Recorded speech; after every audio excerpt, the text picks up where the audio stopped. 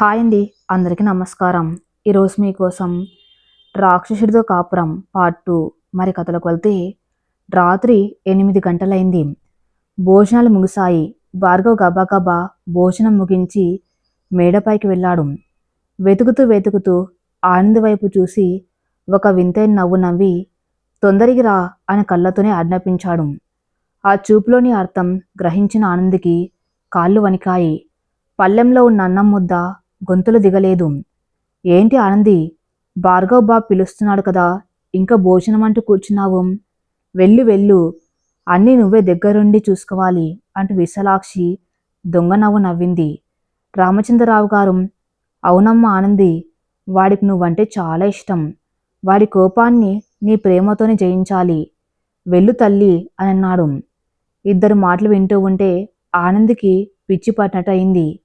ఒకరు కుట్రతో బలిపీఠం మీదకు పంపుతూ ఉంటే మరొకరు ఆజ్ఞంతో మరణశాసనం రాస్తున్నారు. నెమ్మదిగా కుర్చీలోంచి లేచి కాళ్ళు ఈడ్చుకుంటూ మేడమెట్లెక్కడం మొదలుపెట్టింది. ప్రతి మెట్టు ఎక్కుతున్నప్పుడు ఆమెకు ఉరికమ్మం వైపు నడుస్తున్న ఖైదీలా అనిపించింది. గత్తలుపులు కొద్దిగా తెరచి ఉన్నాయి. లోపల లైటు వెలుగుతుంది. ఆనంద్ నెమ్మదిగా లోపలికి అడుగుపెట్టింది.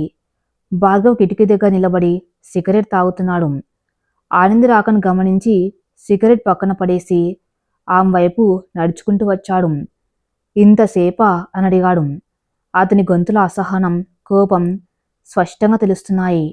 అది కింద పండ్లు ఉంటే ఆమె మాట పూర్తి కాకముందే భార్గవ్ ఆమెను ఒక ఉదున లాగి తన రొమ్ముకు హత్తుకున్నాడు. అతని చేతులు ఒక ఇనుప సంకెళ్ళలా ఆమెను బంధించాయి. నాకు నీ పండ్లు ముఖ్యం కాదు, నువ్వు ముఖ్యం. నువ్వు నాదానివి. నేనెప్పుడు పిలిస్తే అప్పుడు నా ముందు ఉండాలి అని ఆమె చెవి దగ్గర గుసగుసలాడు. అతని శ్వాస ఆమె మెడకు తగులుతూ ఉంటే ఒక విషనాగు కాటు వేయడానికి సిద్ధమవుతున్నట్లు అనిపించింది ఆనంద్‌కి. ఆ రాత్రి కూడా మొదటి రాత్రికి ఏమాత్రం భిన్నంగా లేదు. భార్గవ్ ప్రవర్తనలో ఎలాంటి మార్పు లేదు. అతనికి కావాల్సింది కేవలం శరీరం, దాని మీద తన ఆధిపత్యం. ఆనంద్ కన్నీళ్లకు ఆమె బాధకు అతని దృష్టిలో ఎలాంటి విలువ లేదు. మళ్ళీ అదే నరకం, అదే హింస. చీకటి గదిలో ఆనంది మూగరోదన ఆ 4 గోడలకే పరిమితమైంది. రోజులు వారాలుగా, వారాలు నెలలుగా మారుతున్నాయి. రామపురం ఇంట్లో ఆనంది జీవితం ఒక యాంత్రికమైన దినచర్యగా మారిపోయింది. ఉదయం లేవటం, అత్తగారి ఆరాలు భరించటం, ఇంటి పనులన్నీ చేయటం. రాత్రైతే భర్త అనే రాక్షసుడి చేతిలో బలైపోవటం. ఈ దినచర్యలో ఆమెకెక్కడా సంతోషం గాని, ఊరట గాని లేవు. భార్గవ్ ప్రవర్తన రోజురోజుకు మరింత జటిలంగా మారుతుంది. అతనికి ఆనంది ఎప్పుడు తన కళ్ళ ముందే ఉండాలి. ఆమె ఎవరితోనూ మాట్లాడకూడదు. చివరికి పని వాళ్ళతో కూడా నవ్వి మాట్లాడినా అతడు సహించలేకపోతున్నాడు. ఒకరోజు ఆనంది మాట మాలి తాతతో పూల గురించి మాట్లాడుతూ చిన్నగా నవ్వింది. అది చూసిన భార్గవ్ రక్తం మరిగిపోయింది. అందరూ చూస్తూ ఉండగానే ఆనంది జుట్టు పట్టుకొని లాక్కుంటూ ఇంట్లోకి తీసుకువెళ్ళాడు. ఎవరితో నవ్వుతూ మాట్లాడుతున్నావే? నా ఇష్టం లేకుండా నువ్వెవరితోనూ మాట్లాడడానికి వీల్లేదు. నువ్వు నా భార్యవి. నీ నవ్వు, నీ ఏడుపు అన్నీ నా కోసమే ఉండాలి అంటూ ఆమె చెంప మీద బలంగా కొట్టాడు. దెబ్బకు ఆనంది నేల మీద పడిపోయింది. పెదవి చిట్లి రక్తం కారింది. విశాలాక్షి ఈ దృశ్యాన్ని చూసి లోపల సంతోషపడ్డ, పైకి మాత్రం రామచంద్రరావు గారిని పిలిచి గొడవ పెద్దది చేసింది. రామచంద్రరావు గారు వచ్చి కొడుకును మందలించారు. ఏమిట్రా ఈ ప్రవర్తన? పనివాళ్ల ముందు భార్య మీద చేయి చేసుకుంటావా అని కోపడ్డారు. నా భార్యను నేను కొట్టుకుంటాను, చంపుకుంటాను. మధ్యలో మీరెవరు మాట్లాడడానికి అని తండ్రి మీదకే ఎగిరాడు భార్గవ్. ఆనంద్‌కి అప్పుడు అర్థమైంది, ఇక్కడ తనకు రక్షణ ఎక్కలేదని, తను రక్షించుకోవాల్సిన బాధ్యత తందేనని. మౌనంగా ఉండి భరిస్తే వీళ్ళు తనను ప్రాణాలతో మిగిల్చరని ఆమెకు తెలిసొచ్చింది. ఆమెలో ఎక్కడో అణిగిపోయి ఉన్న ప్రాణరక్షణ చేసుకోగల శక్తి నిద్రావస్థ నుంచి మేలుకోవడం మొదలైంది. కానీ ఆ శక్తిని ఎలా ఉపయోగించాలో, ఈ అగాధం నుంచి ఎలా బయటపడాలో ఆమెకు దారి కనిపించడం లేదు. చీకటి ఎంత గాఢంగా ఉంటే వెలుతురు కోసం ఆరాటం అంత బలంగా ఉంటుంది. ఆనంది కళ్ళల్లో ఇప్పుడు కేవలం భయమే కాదు, ఎవరికీ కనిపించని ఒక నిశ్శబ్ద తిరుగుబాటు కూడా నెమ్మదిగా మొలకెత్తుంది. ఆ ఉన్మాద పంజరాన్ని బద్దలు కొట్టుకుని బయటకు రావాలన్న ఆలోచన ఆమె మెదలో తొలిసారిగా అంకురించింది. కానీ ఆ మార్గం పూలబాట కాదు, రకసిక్తంగా ఉండే కత్తుల వంతెన. ఆ ప్రయాణంలో ఆనంది వేసే అడుగులు రామపురం లోగిలి పునాదులనే కదిలించబోతున్నాయి. కానీ ఆ తిరుగుబాటుకు ఒక సరైన సమయం, ఒక ఆసరా కావాలి. ఆ ఆసరా ఎక్కడి నుంచి వస్తుంది? రామపురం భవంతిపై ఉదయపు సూర్యకిరణాలు పడుతున్న ఆ ఇంట్లోని మనసుల్లో మాత్రం అంతు చిక్కని చీకటి అలాగే తిష్టవేసి ఉంది.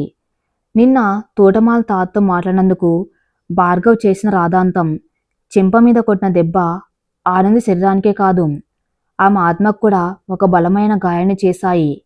కానీ ఆశ్చర్యకరంగా ఆ గాయం ఆమెను ఈసారి ఏడిపించలేదు. రాత్రంతా ఆమె కళ్ళల్లోంచి ఒక్క కన్నీటి చుక్క కూడా రాలేదు. ఏడుపుకు బదులు ఆమె గుండెల్లో ఏదో తెలియని ఒక గట్టిదనం పేరుకుపోయింది. అద్దం ముందు నిలబడిన ఆనంది తన చెంప మీద ఉన్న ఎర్రటి కమిలిన మచ్చను చూసుకుంది. ఒకప్పుడు చిన్న ముళ్ళు గుచ్చుకుంటూనే ఇల్లంతా గోల చేసే ఆ పసిపిల్ల ఇప్పుడు ఎక్కడ లేదు. ఆ స్థానంలో పరిస్థితుల కొమిల్లో కాలి రాటుదేరుతున్న ఒక యువతి నిలబడి ఉంది. ఈ కన్నీళ్ళు నాకు ఇలాంటి రక్షణ ఇవ్వలేవు. నా ఏడుపు అతనిలో జాలి కాదు, పైశాచిక ఆనందాన్ని, తన ఆధిపత్యం చెల్లిందన్న గర్వాన్ని పెంచుతుంది. ఇక ముందు అతడికి ఆ ఆనందాన్ని ఇవ్వకూడదు అని ఆ మనసులో ఒక దృఢమైన నిశ్చయం అంకురించింది. స్నానం ముగించుకొని మామూలుగానే పట్టుచీర కట్టుకుని నుదుటిన కుంకుమ దిద్దుకొని కిందకు దిగింది. ఆమె నడకలో నిన్నటి దాకా ఉన్న వణుకు లేదు. ఒక రకమైన యాంత్రికత, భావరహితమైన స్థిరత్వం వచ్చాయి. వంటగదిలో పనివాళ్లను హడలగొడుతున్న విశాలాక్షి ఆనందిని చూడగానే తన మాటల వాడిని ఆమె వైపు మళ్లించింది. ఓహో, మహారాణి గారు నిద్రలేచారా? నిన్న మీ ఆయన అందరి ముందు అలా కొట్టినా ఏమాత్రం సిగ్గు రోషం లేకుండా మళ్ళీ ఎలా తయారొచ్చిందో చూడు. వీధిలో కుక్కకైనా కాస్త పౌరుషం ఉంటుంది, ఈడొచ్చిన ఆడంగులకు అది కూడా ఉండదు అంటూ దారుణంగా మాట్లాడింది. సాధారణంగా ఇలాంటి మాటలు వింటే ఆనంద్ అక్క నిలబడి కుమిలి కుమిలి ఏడ్చేది. కానీ ఈరోజు ఆ ముఖంలో ఎలాంటి మార్పు లేదు. విశాలాక్షి కళ్ళల్లోకి సూటిగా చూస్తూ ఏ భావమూ లేని గొంతుతో, కాఫీ తీసుకెళ్ళమంటారా అత్తయ్య అని అడిగింది. ఆనందిలో ఆ స్పందనలేమి చూసి విశాలాక్షికి ఉక్రోషం వచ్చింది. తను వేసిన రాయి నీళ్ళలో పడకుండా బండ మీద పడినట్టుగా అనిపించింది. వెళ్ళు, తీసుకువెళ్ళి ఆ రాక్షసుడి మొహాన కొట్టు అని విసుక్కుంటూ అక్కడి నుంచి వెళ్ళిపోయింది. ఆనంది 2 కాఫీ కప్పులతో మేడపైకి వెళ్ళింది. భార్గవ్ అప్పుడే నిద్రలేచి బాల్కాన్లో నిలబడి ఉన్నాడు. అతని ముఖంలో నిన్నటి కోపం ఛాయలు ఇంకా పోలేదు. ఆనంది సైలెంట్గా వెళ్ళి కాఫీ కప్పును టేబుల్ మీద పెట్టింది. మూల సవ్వడి విని వెనక్కి తిరిగిన భార్గవ్ ఆమె చెంప మీద ఉన్న మచ్చను చూశాడు. క్షణకాలం అతడి కళ్ళల్లో ఒక వింతైన గర్వం మెరిసింది. తను వేసిన ముద్ర ఆమె శరీరం మీద కనిపించడం అతడి ఉన్మాద మనస్తత్వానికి తృప్తినిచ్చింది. రాయిటు అని కరుగ్గా పిలిచాడు భార్గవ్. ఆనంద నెమ్మదిగా అడుగులు వేస్తూ అతడికి కొద్ది దూరంలో వెళ్ళి నిలబడింది. భార్గవ్ ఆమెను తన దగ్గరకు లాక్కొని ఆ కమిలిన చెంప మీద చేత్తో గట్టిగా నొక్కాడు. అది భరించలేని నొప్పి. కానీ ఆనంది పెదవి కొరుక్కొని మౌనంగా ఉండిపోయింది తప్ప కళ్ళల్లో నీళ్లు తిరగనివ్వలేదు. అమ్మా అని అరవలేదు. ఆమె స్పందన అతనికి ఆశ్చర్యాన్ని కలిగించింది. ఎప్పుడు తాను దగ్గరకు తీసుకోగానే గజగజ వణికిపోతూ వదిలేయమని ప్రాధేయపడే ఆనంది ఈరోజు ఒక రాతి బొమ్మలా నిలబడ్డం అతనికి మింగుడు పడలేదు. ఏంటి, నొప్పిగా లేదా అని అడిగాడు కళ్ళు చిలికిస్తూ. ఆనంది అతడి కళ్ళలోకి చూసింది. ఆ చూపులో భయం లేదు, ప్రేమ లేదు, కనీసం ద్వేషం కూడా లేదు. కేవలం ఒక శూన్యం ఉంది. నొప్పి ఉంది, కానీ అలవాటైపోయింది అని ఏమాత్రం తడబడకుండా ప్రశాంతమైన గొంతుతో చెప్పింది. ఆ చిన్న వాక్యం భార్గవ అహంకారాన్ని గట్టిగా దెబ్బతీసింది. తనిస్తున్న శిక్షకు ఆమె భయపడాలి, కానీ ఆమె అలవాటు పడిపోవడం ఏమిటి? ఒక ఉన్మాదికి తన బాధితులు తనను చూసి భయపడకపోవడం కంటే పెద్ద శిక్ష మరొకటి ఉండదు. ఆనంది వేసిన నిశ్శబ్దపు అస్త్రం నేరుగా భార్గవ్ మెదను తాకింది. అతని పట్టు సడలింది. ఆనంద్ నెమ్మదిగా వెనక్కి తగ్గి కిందకు వెళ్ళిపోయింది. మొదటిసారి భార్గవ్తో జరిగిన ఒక చిన్న పోరాటంలో ఆనంది పైచేయి సాధించింది. ఇదొక చిన్న అడుగే కావచ్చు, కానీ ఆమె ఆత్మవిశ్వాసానికి ఇదే పునాది. మధ్యాహ్నం ఇంట్లో అందరూ నిద్రపోతున్న సమయం. ఆనందికి ఆ పెద్ద ఇంట్లో తనకంటూ ఒక ఏకాంత ప్రదేశం కావాలి అనిపించింది. కిందంతా విశాలాక్షి పహార, పైన భార్గవ్ గది. ఈ రెండిటి మధ్య ఊపిరాడక ఆ భవంతి వెనక పైనున్న పాత మెట్లు ఎక్కి పై అంతస్తులోని ఒక మూల గది దగ్గరకు వెళ్ళింది. ఆ గదికి ఎప్పుడు తాళం వేసి ఉంటుంది, కానీ ఈరోజు తలుపులు కొద్దిగా తెరచి ఉన్నాయి. పనివాళ్ళు శుభ్రం చేయడానికి తెరిచి మర్చిపోయి ఉంటారని ఆమెకు అర్థమైంది. నెమ్మదిగా తలుపు తీసుకుని లోపలికి అడుగుపెట్టింది. ఆ గదిలోకి వెళ్ళగానే ఎక్కడో దూరంగా ఉన్న ఒక పాతకాలపు ప్రపంచంలో అడుగుపెట్టినట్టు అనిపించింది. గది నిండా పాత పుస్తకాలు, ఒక మూల దుమ్ముపట్టిన వీణ, గోడకు ఒక పెద్ద తైలవర్ణ చిత్రం ఉన్నాయి. ఆ చిత్రంలో ఉన్నది ఎవరో కాదు, భార్గవ్ కన్నతల్లి, రామచంద్రరావు గారి మొదటి భార్య సుమిత్ర. ఆనందికి ఆవిడ స్వయాన మేనత్త. ఆనంది ఆ ఫోటో దగ్గరకు వెళ్ళి నిలబడింది. సుమిత్ర కళలో ఎంత ప్రశాంతత, అంతులేని దయ కనిపిస్తున్నాయి. తన మేనత్త ఈ ఇంట్లో ఎలా బతికిందో ఆనందికి తెలియదు, కానీ ఆ గదిలో ఉన్న పుస్తకాలు, సంగీత వాయిద్యాలు చూస్తూ ఉంటే ఆవిడెంత సున్నితమైన మనస్కురాలని అర్థమవుతుంది. ఒక పాత టేబుల్ మీద సర్ది ఉన్న పుస్తకాలను ఆనంది నెమ్మదిగా తిరగేసింది. అందులో చాలా వరకు రామాయణ మహాభారతాలు, రవీంద్రనాథ్ ఠాగూర్ నవలలు, కవిత సంపుటాలు ఉన్నాయి. వాటి మధ్యలో ఒక పాత లెదర్ బైండింగ్ ఉన్న డైరీ కనిపించింది. ఆనంది మనసులో ఏదో తెలియని ఆసక్తి. ఆ డైరీని తెరిచింది. అది సుమిత్ర రాసుకున్న వ్యక్తిగత డైరీ. దుమ్ము దులిపి కిటికీ దగ్గరకు వెళ్ళి ఆ పసుపచ్చగా మారిన పేజీలను చదవడం మొదలుపెట్టింది. ఈరోజు రామచంద్రరావు గారు మళ్ళీ వ్యాపార పనుల మీద పట్నం వెళ్లారు. ఈ పెద్ద భవంతిలో నాకు ఈ పుస్తకాలు, నా వీణ తప్ప మరొక స్నేహం లేదు. ఆయనకు నా మీద ప్రేమ లేదని కాదు, కానీ ఆయన ప్రపంచంలో డబ్బు హోదాకున్నంత స్థానం మనుషులకు లేదు. నా కడుపున ఒక బిడ్డ పడితే నా ఒంటరితనం పోతుందేమో అని రాసి ఉంది ఒక పేజీలో. ఇంకొన్ని పేజీలు తిరగేసింది. అందులో విశాలాక్షి ప్రస్తావన ఉంది. నా ఆరోగ్యం రోజురోజుకు క్షీణిస్తుంది. డాక్టర్లు నాకు ఎక్కువ కాలం లేదని చెప్పారు. నా భర్త నా సంరక్షణ కోసం విశాలాక్షి అని ఒక పేద బంధువుల అమ్మాయిని ఇంట్లో పెట్టుకున్నారు. ఆమె చూపులో నాకు ఏదో తెలియని స్వార్థం కనిపిస్తుంది. నేను చనిపోతే ఇంటికి తనే యజమానురాలు అవ్వాలని ఆ మారాట పడుతున్నట్లు ఆమె ప్రతి చర్య చెబుతుంది. నా గర్భంలో పెరుగుతున్న పసికన్ను తలుచుకుంటేనే నాకు భయంగా ఉంది. నా బిడ్డ ఈ స్వార్థపూరితమైన ప్రపంచంలో తల్లి ప్రేమ లేకుండా ఎలా బతుకుతాడో. నా భర్త డబ్బు సంపాదనలో నా భర్త డబ్బు సంపాదనలో పడి వాణ్ణి పట్టించుకోడు. ఈ విశాలాక్షి వాడికి ప్రేమను పంచదు. నా బిడ్డ ఏమైపోతాడో అన్న బెంగ నన్ను మరింత కుంగదీస్తుంది. ఆ డైరీ చదువుతున్నంతసేపు ఆనంది కళ్ళల్లోంచి నీళ్లు జల రాలుతున్నాయి. కానీ అవి తన బాధకు వచ్చిన కన్నీళ్లు కావు. భార్గవ్ పట్ల మొదటిసారిగా ఆమె గుండెల్లో ఒక చిన్న జాలి అంకురించింది. పుట్టకముందే తల్లిని కోల్పోయిన ఒక అభాగ్యుడు, స్వార్థపూరితమైన సవతల్లి చేతిలో బలైపోయిన ఒక పసివాడు, డబ్బు తప్ప ప్రేమనివ్వటం తెలియని తండ్రి నీడలో పెరిగిన ఒక మానసిక రోగి. భార్గవ్ జీవితం వెనుక ఉన్న అసలు కథ ఆనందికి ఇప్పుడు పూర్తిగా అర్థమైంది. భార్గవ్ ఒక రాక్షసుడిగా పుట్టలేదు. ఈ రామచంద్రరావు గారి లోగిలి ఇక్కడ మనుషులు, ముఖ్యంగా విశాలాక్షి అతన్ని ఒక ఉన్మాదిగా, ఒక రాక్షసుడిగా మార్చారు.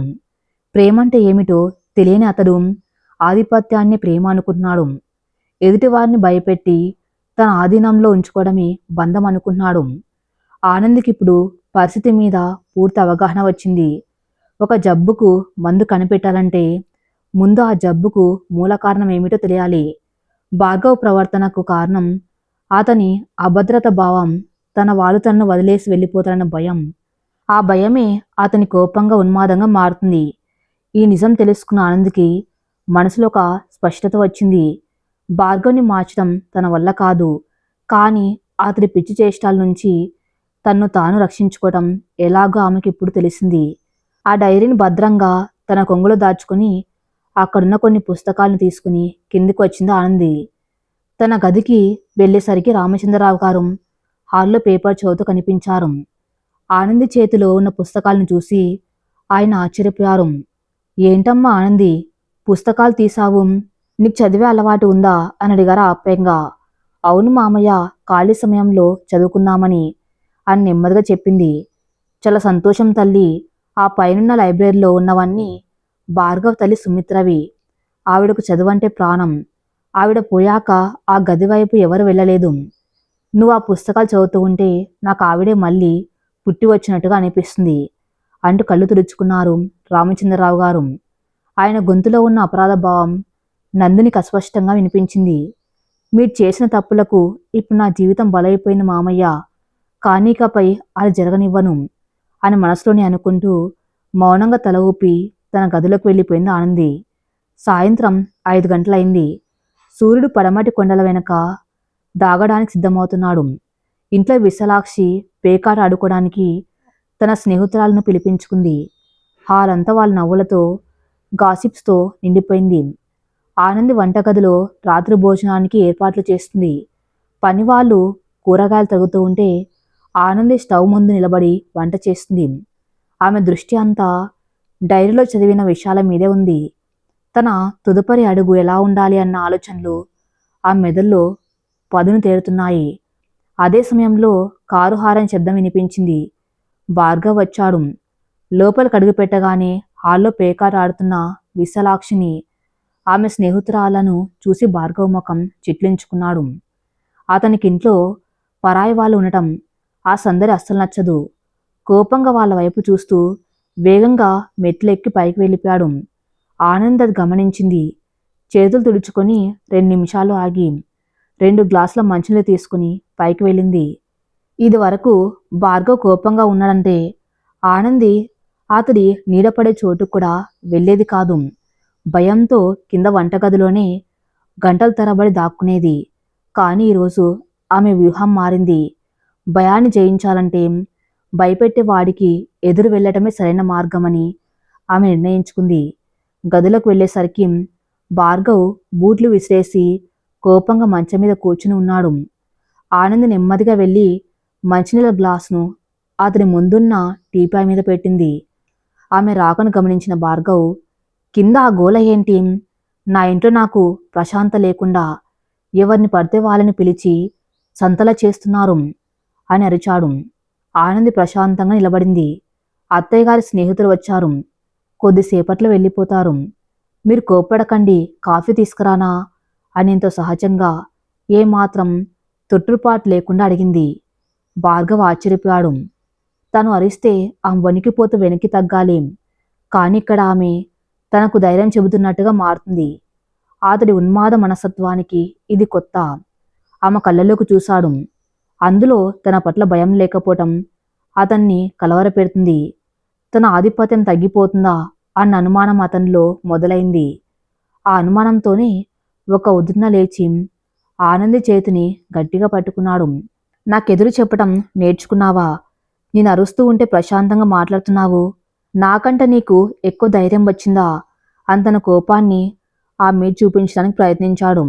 కానీ ఆనందిసారి కళ్ళు దించుకోలేదు. చేతిని విదిలించుకునే ప్రయత్నము చేయలేదు. ఆ నొప్పిని భరిస్తూనే అతడి కళ్ళలోకి సూటిగా చూస్తూ, ఎదురు చెప్పటం లేదు. మీరు అలసిపోయి వచ్చారని చెబుతున్నాను. మీరు కోప్పడితే ఆ ఇబ్బంది మీకే. కింద ఉన్న వాళ్ళు మీ కోపాన్ని చూసి నవ్వుకుంటారు తప్ప వాళ్లకు పోయేదేమీ లేదు అని సూటిగా చెప్పింది. ఆ మాటలు భార్గవ్ గుండెల్లోకి సూదుల్లా దిగాయి. బయటి వాళ్ళు తను చూసి నవ్వుకుంటారన్న మాట అతడి అహంకారాన్ని దెబ్బతీసింది. అతడికి ఎప్పుడు తాను అందరికంటే గొప్ప, అందరూ తనకు భయపడాలి అన్న భావన ఉంటుంది. ఆనంది మాటలు అతడి బలహీనతను ఖచ్చితంగా తాకాయి.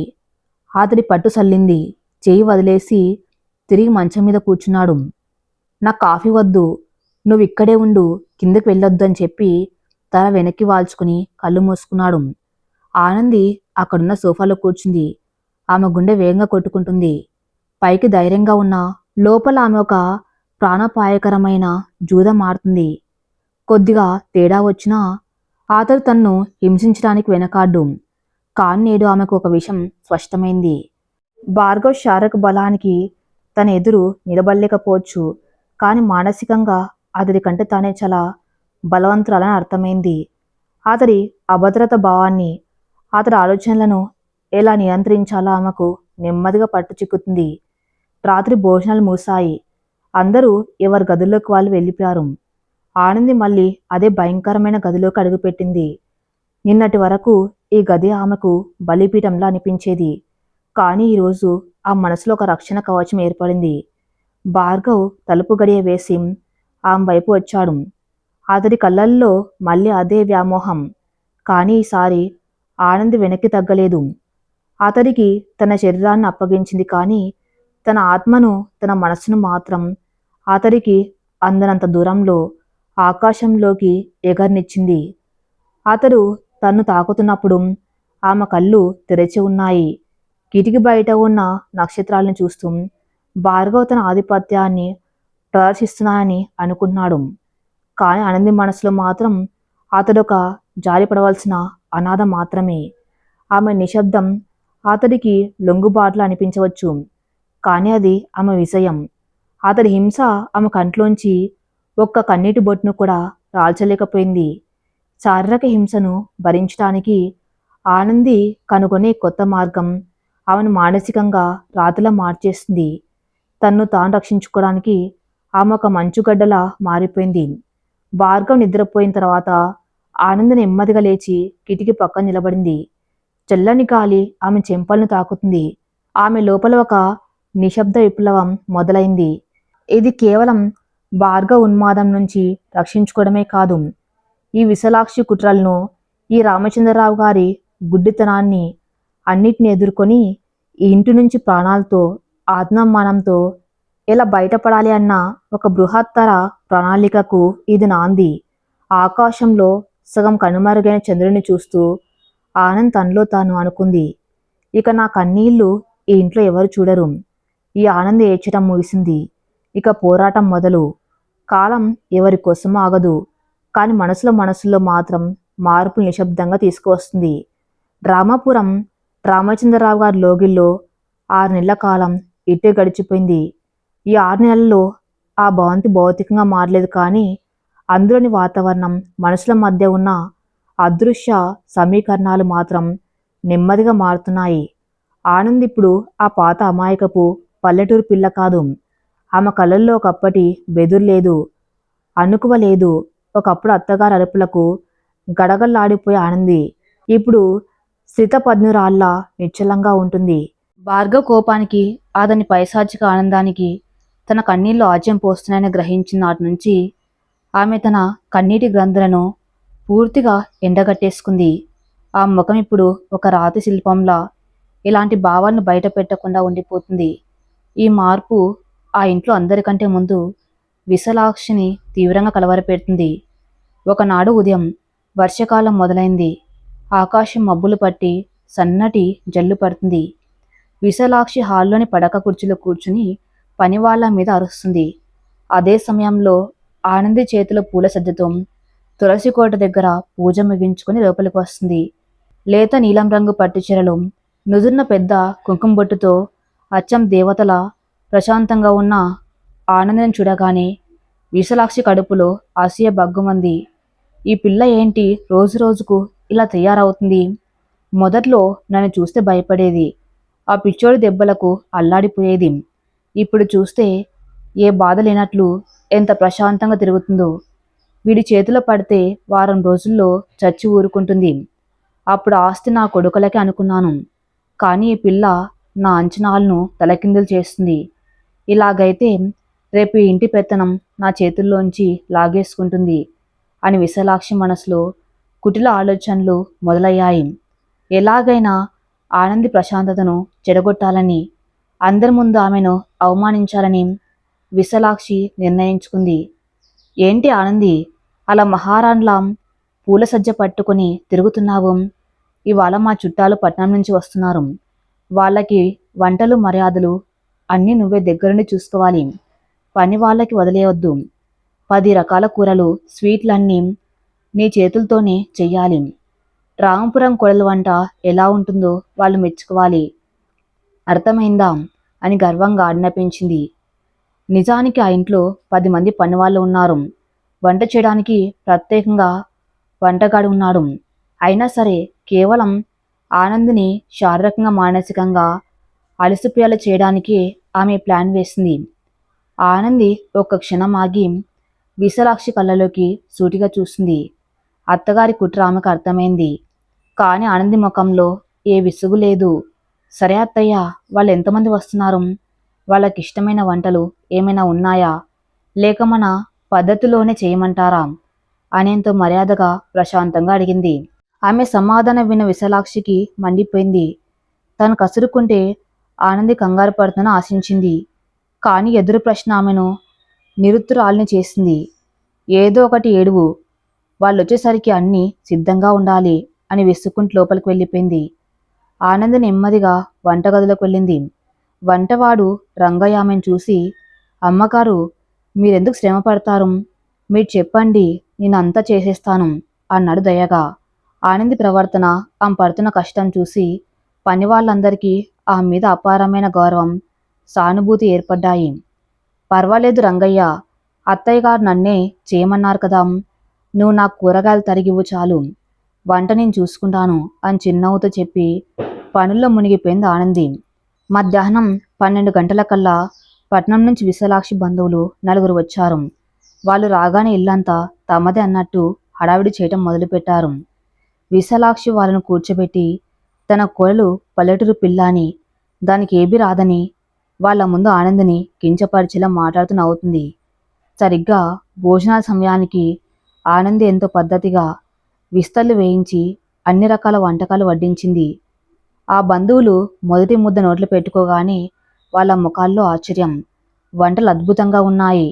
ఏంటి విశాలాక్షి, కోడలికి ఏమి రాదన్నావు? వంటలు అమృతంలా ఉన్నాయి. అదృష్టవంతురాలివే అని వాళ్ళలో ఒకరు మెచ్చుకున్నారు. విశాలాక్షి ముఖం మాడిపోయింది. ఎలాగైనా వంటల్లో వంకలు పెట్టి అందరి ముందు తిట్టాలనుకున్నామే ప్లాన్ బెడిసికొట్టింది. ఆమె కోపంగా ఆనంది వైపు చూసింది. ఆనంది మాత్రం ఏమి జరగనట్టుగా వినయంగా వడ్డిస్తుంది. అప్పుడే రామచంద్రరావు గారు కూడా అక్కడికి వచ్చారు. బంధువుల మాటలు విని ఆయన ఎంతో సంతోషించారు. మా కోడలు మహాలక్ష్మి లాంటిదండి, మా ఇంటికి ఏ లోటు రాకుండా చూసుకుంటుంది అని ఆనందిని మెచ్చుకున్నారు. ఆనందికి ఆయన మాటలు వింటూ ఉంటే లోపల నవ్వొచ్చింది. మామయ్య, మీ కోడలు మహాలక్ష్మిలా ఇల్లు దిద్దుకోవచ్చు, కానీ మీ కొడుకు రాక్షసుల్లా నా జీవితాన్ని ప్రతి రాత్రి చిదిమేస్తున్నాడన్న నిజం మీకు తెలియదు. మీ పొగడ్తలు నాకు ఎలాంటి సంతోషాన్ని ఇవ్వలేవు అని మనసులో అనుకుంటూనే పైకి మాత్రం కృతజ్ఞతగా తల ఊపింది. సాయంత్రం వర్షం మరింత తీవ్రమైంది. బయట ఎవరు తిరగలేని పరిస్థితి. భార్గవ్ తన గదిలో కిటికీ దగ్గర నిలబడి వర్షాన్ని చూస్తున్నాడు. అతని మనసులో ఒక రకమైన అశాంతి రగులుతుంది. ఆనందిలో వచ్చిన మార్పు అతనికి ఏమాత్రం అర్థం కావటం లేదు. అతనికి ఆనంది ఒక ఆటబొమ్మలా ఉండాలి. తాను అరిస్తే ఏడవాలి, కోప్పడితే వనకాలి, దగ్గరకు తీసుకోబోతే భయంతో గింజుకోవాలి. ఇన్నేళ్ల నుంచి అతడు అలవాటు పన్న ఆధిపత్యపు రుచి అది. కానీ ఇప్పుడు ఆనంది అలా చేయటం లేదు. తాను ఎంత కోప్పన్నా, కొట్టినా, చివరికి రాత్రిపూట ఎంత పైశాచికంగా ప్రవర్తించినా ఆమె నుంచి ఎలాంటి స్పందన రావటం లేదు. ఆమె ఒక మృతదేహంలా, ప్రాణం లేని బొమ్మలా అతడి చేతుల్లో ఉంటుంది. ఆమె కళ్ళల్లో కన్నీళ్ళేవు, గొంతులో అర్ధనాదం లేదు. ఈ స్పందనలేమి భార్గవ్ని పిచ్చోన్ని చేస్తుంది. తను గెలుస్తున్నాడో ఓడిపోతున్నాడో అతడికి అర్థం కావటం లేదు. తన ఆస్తి, తన వస్తువు అనుకున్న ఆమె భౌతికంగా తన దగ్గరే ఉన్న మానసికంగా ఎక్కడికో తన కనం దూరాలకు వెళ్ళిపోయిందని అతని మనసులో ఒక చిన్న భయం మొదలైంది. ఆలోచనలో ఉన్న భార్గవ్ వెనక్కి తిరిగేసరికి ఆనంది గదిలోకి వచ్చింది. చేతిలో ఒక పళ్ళెంతో ఏదో స్వీట్ తీసుకొచ్చింది. భార్గవ్ కోపంగా ఆమె వైపు చూశాడు. ఎవరు తీసుకురమ్మన్నారిది? నేను అడిగాను నిన్ను అని గద్దించాడు. ఆనంది ముఖంలో ఎలాంటి మార్పు లేదు. అదే ప్రశాంత. పళ్ళెం టేబుల్ మీద పెడుతూ, మీరు అడగలేదు, కానీ వర్షంలో ఇది తింటే బాగుంటుందని నేనే చేశాను. మీ ఇష్టం, వద్దంటే తీసుకెళ్ళిపోతాను అని చెప్పి వెనక్కి తిరగబోయింది. భార్గవ్కి ఆమె ధిక్కారం మింగుడు పడలేదు. గబుక్కున ఆ మణికట్టును గట్టిగా పట్టుకున్నాడు. ఎక్కువ మాట్లాడుతున్నావు. నేను చెప్పకుండా ఈ గదిలోకి రావడానికి, నా ఇష్టం లేకుండా నాతో మాట్లాడడానికి నీకెవరిచ్చారు అధికారం అని అరిచాడు. ఆనంది కళ్ళల్లోకి సూటిగా చూస్తూ, అధికారం ఎవ్వరివ్వలేదు. ఒక భార్యగా నా బాధ నేను చేస్తున్నాను. మీరు అరిస్తే భయపడే వయసు, పరిస్థితి నావి కావిప్పుడు. నా చేయి వదలండి, నొప్పిగా ఉంది అని చాలా మామూలుగా ఒక పనివాడికి చెప్పినట్టుగా చెప్పింది. ఆమె గొంతులో ఉన్న ఆ స్థిరత్వం భార్గవ్ను ఉలిక్కిపడేలా చేసింది. అతడి పట్టు దానంతటదే సడలింది. అతడు గందరగోళంగా ఆమె వైపు చూస్తున్నాడు. అతన్ని అలా వదిలేసి ఆనంది కిందకు వెళ్ళిపోయింది. భార్గవ్ కోపంతో ఊగిపోతూ టేబుల్ మీదున్న ఆ పళ్ళెంలో ఉన్న స్వీట్ను కింద పడబోయాడు. కానీ ఆ స్వీట్ వాసన అతన్ని ఏదో చేసింది. అది మామూలు స్వీట్ కాదు. గోధుమ రవ్వ, బెల్లం, యాలకుల పొడి వేసి చేసిన ఒక ప్రత్యేకమైన హల్వా. ఆ వాసన అతని మెదల్లోని ఎక్కడో మరుగున పడిపోయిన ఒక చిన్ననాటి జ్ఞాపకాన్ని తట్టి లేపింది. అసంకల్పితంగా అతడి చెయ్యి ఆ హల్వా వైపు వెళ్ళింది. కొద్దిగా తీసి నోట్లో పెట్టుకున్నాడు. ఆ రుచి, ఆ తీయదనం అతడి కళ్ళ ముందు ఒక దృశ్యం మెదిలింది. తనకు 4 ఏళ్ల వయసున్నప్పుడు ఎవరొక ఆవిడ ఎంతో ప్రేమగా తన ఒళ్ళో కూర్చోబెట్టుకుని ఇదే హల్వను గోరు ముద్దలుగా తినిపించిన జ్ఞాపకం. ఆ స్పర్శ, ఆ ప్రేమ అతడి కళ్ళను క్షణకాలం పాటు చెమర్చేలా చేశాయి. అది తన కన్నతల్లి సుమిత్ర అని అతడి గుర్తులేదు. కానీ ఆ రుచి మాత్రం అతని మనసులోని క్రూరత్వాన్ని ఒక్క క్షణం పాటు కరిగించేసింది. ఆమెకు ఈ హల్వా ఎలా తెలుసు? ఎందుకు చేసింది? ఆనంద్ ఎప్పుడు తను చూసి భయపడేదే కాదు. ఇప్పుడు తన కోసం ఎందుకు ఇంత శ్రద్ధ తీసుకుంది? భార్గవ్ మెదల్లో వందలాది ప్రశ్నలు. అతనిలోని ఉన్మాది స్థానంలో ఒక అయోమయమైన పసివాడు మేల్కొన్నాడు. నిజానికి ఆనంది ఆ హల్వా గురించి సుమిత్ర డైరీలోనే చదివింది. సుమిత్ర తన డైరీలో, నా భార్గవ్కు గోధుమరవ్వ హల్వా అంటే చాలా ఇష్టం. నేను వండి పెడితే వాడి చిట్టి చేతులతో నా మొహమంతా రాస్తూ నవ్వుతూ తింటాడు. నేను లేకపోతే వాడికి ఈ హల్వా ఎవరు చేసి పెడతారు అని ఎంతో వేదనతో రాసుకుంది. ఆ పాయింట్ను పట్టుకుని ఆనంద్ ఈ రోజు ఆ హల్వా చేసి భార్గవ్కి ఇచ్చింది. భార్గవ్ కోపాన్ని ఎదుర్కోవాలంటే కత్తులు కన్నీళ్లు పనికిరావు. అతడి మూలాల్లో ఉన్న తల్లి ప్రేమ అనే లోటును పూరించడమే సరైన అస్త్రమని ఆమెకు అర్థమైంది. రాత్రి 8 గంటలైంది. కింద హాల్లో విశాలాక్షి బంధులతో కబుర్లు చెబుతూ కూర్చుంది. రామచంద్రరావు గారు దినపత్రిక చదువుకుంటున్నారు. ఆనంద్ అందరికీ భోజనాలు వడ్డించి వంటగది అంతా సర్ది పైకి వెళ్ళాం సిద్ధమైంది. అప్పుడు విశాలాక్షి ఆమెను పిలిచింది. ఏంటే, పనులు అయిపోయాయని పైకి వెళ్ళిపోతున్నావు? రేపొద్దున్నే మా చుట్టాలు గుడికి వెళ్తారు. వాళ్ళకి బట్టలు ఇస్త్రీ చేసి పెట్టు. అలాగే రేపటి వంటకి అన్నీ సిద్ధం చేసి ఉంచు. ఈ ఇంట్లో నువ్వు కోడలివి కాదు, పని దానివి అన్న విషయం మర్చిపోకు. మా ఆయన ఏవో నిన్ను పొగడగాని నెత్తికెక్కించుకోకు అని బంధువుల ముందే సూటిపోటి మాటలు అంది. బంధువులు కూడా విశాలాక్షి వంత పాడుతూ, అవును విశాలాక్షి, ఈ కాలం పిల్లలకి పట్టింపులు ఎక్కడున్నాయి? అత్తగారిని ఎలా గౌరవించాలో తెలియదు అని వ్యంగ్యంగా అన్నారు. ఆనంది అక్కడే ఆగిపోయింది. ఆ ముఖం ప్రశాంతంగానే ఉంది, కానీ ఈరోజు ఆమె మౌనంగా భరించాలని అనుకోలేదు. విశాలాక్షి ఆట కట్టించడానికి ఇదే సరైన సమయం అని ఆమెకు అనిపించింది. అత్తయ్య, ఆనంది గొంతు మృదువుగానే ఉంది, కానీ అందులోని గాంభీర్యం ఆ హాల్ అంతా ప్రధ్వనించింది. రామచంద్రరావు గారు కూడా పేపర్ పక్కన పెట్టి ఆనంది వైపు చూశారు. మీ బంధువులకు సేవ చేయడం నాకు భారం ఏమీ కాదు, కానీ ఇంట్లో నేను కోడల్ని మాత్రమే కాదు, మీ కొడుకు భార్యను. మామయ్య గారు నన్ను ఈ ఇంటి మహాలక్ష్మి అని గౌరవించారు. మీరు నన్ను పనిదాండ్లా చూసినా నేను నా బాధలు నిర్వర్తిస్తాను. కానీ బయటి వాళ్ళ ముందు మీరు మీ ఇంటి పరువును మీరే తీసుకున్నారని మర్చిపోకండి. నా గురించి వాళ్ళు తప్పుగా మాట్లాడితే అది మీ పెంపకానికి అవమానం. రేపటి పనులన్నీ నేను చూసుకుంటాను. మీరు ప్రశాంతంగా నిద్రపోండి అని చెప్పి ఎవరి సమాధానం కోసం ఎదురు చూడకుండా నెమ్మదిగా మెట్లెక్కి పైకి వెళ్ళిపోయింది. హాల్లో ఒకసారిగా నిశ్శబ్దం అలుముకుంది. బంధువుల ముఖాలు నల్లబడ్డాయి. విశాలాక్షికి అయితే నోట మాట రాలేదు. తను అవమానిద్దామనుకున్న పిల్ల ఎంత హుందాగా ఒక్క మాట కూడా తూలకుండా తనకే బుద్ధి చెప్పి వెళ్ళిపోవటం ఆమెకు తీవ్రమైన అవమానంగా అనిపించింది. రామచంద్రరావు గారు మాత్రం ముసిముసిగా నవ్వుకున్నారు. ఆయన ఒక ఆనంది మాటల్లోని ఆత్మగౌరవం, ధైర్యం బాగా నచ్చాయి. తన భార్యకు సరైన మొగుడు ఈ ఆనందే అని ఆయన మనసులో అనుకున్నాడు. విశాలాక్షి, ఆ పిల్ల అన్నదాంట్లో తప్పేముంది? మన ఇంటి విషయాలు బయట వాళ్ళ ముందెందుకు? పోయి పడుకోండి అందరూ అని ఆయన లేచి వెళ్ళిపోయారు. విశాలాక్షికి ఇప్పుడు అర్థమైంది, ఆనంది ఒకప్పటి వణికే పసిపిల్ల కాదు. ఈ రామచంద్రరావు గారి లోగిలి పునాదులను కదిలించగల ఒక నిశ్శబ్ద అగ్నిపర్వతమని. మెట్లెక్కి గదిలోకి వెళ్ళిన ఆనంది తలుపులు నెమ్మదిగా మూసింది. లోపల లైట్లు ఆపి ఉన్నాయి. కేవలం కిటికీలోంచి వస్తున్న వెన్నెల వెలుగు మాత్రమే గదిలో పడుతుంది. మంచం మీద భార్గవ్ కూర్చుని ఉన్నాడు. ఆనంద్ అడుగుల చెప్పుడు విని అతడు తలెత్తి చూశాడు. సాధారణంగా ఈ సమయానికి అతడి కళ్ళల్లో ఒక జంతువు లాంటి కామం, ఆధిపత్యం కనిపిస్తాయి. కానీ ఈరోజు అతడి కళ్ళల్లో ఏదో తెలియని ఒక శూన్యం, ఒక గందరగోళం ఉన్నాయి. టేబుల్ మీద ఉన్న హల్వా గిన్నె ఖాళీగా ఉంది. అంటే అతడు ఆ హల్వా మొత్తం తినేశాడన్నమాట. ఆనంది మనసులో చిన్నగా నవ్వుకుంది. తన మొదటి ఎత్తు పారింది. భార్గవ్ ఆమె వైపు చూస్తూ, ఆ స్వీటు అది ఎలా చేశావు అని నెమ్మదిగా కాస్త తడబడుతూ అడిగాడు.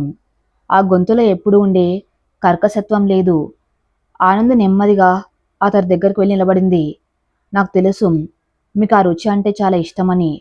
చిన్నప్పుడు ఆ స్వీట్ తింటూ మీరు మీ అమ్మ వాళ్ళు నిద్రపోయేవారట కదా, అందుకే చేశాను అని ఎంతో మృదువుగా చెప్పింది. అమ్మ ఈ మాట వినగానే భార్గవ్ శరీరంలో ఒక వణుకు పుట్టింది. ఇన్నేళ్లలో ఆ ఇంట్లో ఎవరు అతడి కన్నతల్లి గురించి అతడితో మాట్లాడలేదు. విశాలాక్షి ఆవిడ పేరు చెబితేనే విరుచుకపడేది. తండ్రికి సమయం లేదు. తనకంటూ ఒక అమ్మ ఉండేదని, ఆమె తన్ను ప్రేమించిందని అతడికెవరూ చెప్పలేదు. అమ్మా, నా గురించి నీకెలా తెలుసు? నీకెవరు చెప్పారు అని పిచ్చివాళ్ళు అడిగాడు భార్గవ్. అతడి కళ్ళల్లో ఇప్పుడు కోపం లేదు. కేవలం తెలుసుకోవాలన్న తపన, ఒక పసివాడ ఆరాటం మాత్రమే ఉన్నాయి. ఆనంది అతడి పక్కన కూర్చుంది. ఒక మృగం పక్కన కూర్చున్న భయం ఆమెలో ఇప్పుడు లేదు. ఎవరూ చెప్పలేదు. నేను చదివాను. ఆవిడ మీ గురించి రాసుకున్న మాటలు చదివాను. ఆవిడకు మీరంటే ప్రాణం. మీరు ఇలా కోపంగా ఉండటం ఆవిడ ఎప్పుడు కోరుకోలేదు. మీ అమ్మ ప్రేమ ఆ హల్వాలో ఉంది. నేను కేవలం వండాను అంతే అని చెప్పి లేచి నిలబడింది. భార్గవ్ ఆమెను ఆపలేదు. అతని మెదడు మొద్దుబారిపోయింది. ఆనంది చెప్పిన మాటలు అతని మనసులో పెద్ద అలజడిని సృష్టిస్తున్నాయి. తనకంటూ ఒక ప్రేమ ఉండేదా? ఆ ప్రేమ తన కోసం పరితపించిందా? మరి ఇన్నేళ్లు తాను అనుభవించిన ఈ నరకం, ఈ కోపం, ఈ ఆధిపత్యం, ఇవన్నీ ఎందుకు?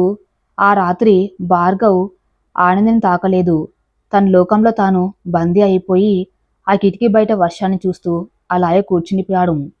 ఆనంది మంచం మీద పడుకుని ప్రశాంతంగా కళ్ళు మూసుకుంది. ఆమె పెదవుల మీద ఒక చిన్న చిరునవ్వు. భార్గవ్ శారీరక బలాన్ని ఎదుర్కోవటం అసాధ్యం. కానీ అతడి మానసిక బలహీనతను పట్టుకోవడం ద్వారా అతడిని నిలువరించవచ్చని ఆమె ఈరోజు నిరూపించుకుంది. అది కేవలం ఆరంభం మాత్రమే. ఈ నిశ్శబ్ద చదరంగంలో ఆమె వేసిన తొలి ఎత్తు ఇది. కానీ ముందు ముందు దారి మరింత కఠినంగా ఉండబోతుంది. విశాలాక్షి కుట్రలు మరింత పదును దేరుతాయి. భార్గవ్ మానసిక స్థితి ఎప్పుడు ఏ మలుపు తీసుకుంటుందో చెప్పలేము. కానీ ఆనంద్ ఇప్పుడు సిద్ధంగా ఉంది. ఈ స్వర్ణ పంజరాన్ని బద్దలు కొట్టడానికి ఆమె కన్నీళ్లను వదిలేసి కత్తి పట్టింది. అది భౌతికమైన కత్తి కాదు. తన మౌనం, సహనం, ఆత్మవిశ్వాసాలతో కూడిన ఒక అదృశ్య ఆయుధం. మరి తర్వాత ఏం జరగబోతుందో నెక్స్ట్ పార్ట్లో చూద్దాం. నెక్స్ట్ పార్ట్ కోసం నా ఛానల్ని ఫాలో అవుతూనండి. Thank you for listening.